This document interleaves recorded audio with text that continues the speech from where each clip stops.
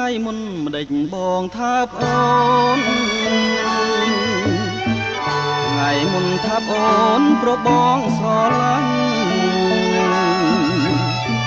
ថ្ងៃនេះម្ដេចបងលែងថាទៅវិញលែងថាទៅវិញមិនមែនអងស្រឡាញ់ទេនៅតែស្រឡាញ់អស់មួយជីវិតតែបងខូចចិត្តបន្តិចទេស្រីបានជាបងលែងថាផ្ទាល់ពិសេសដឹងទេរឿងអ្វីគឺរឿងដែលស្រីផបងរឿងអ្វីស្រីគិតមើលទៅឬមួយពីលទៅស្រីភ្លេចទៅហើយ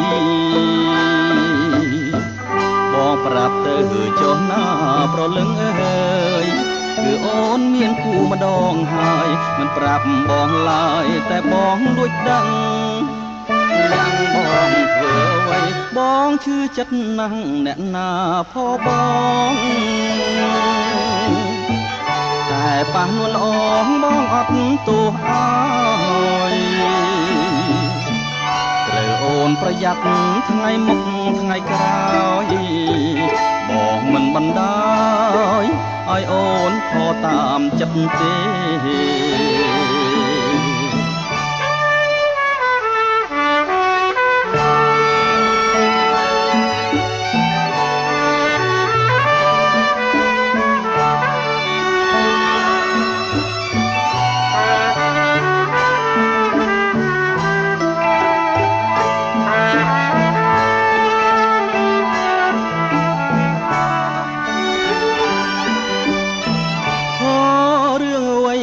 គិតមើលទៅ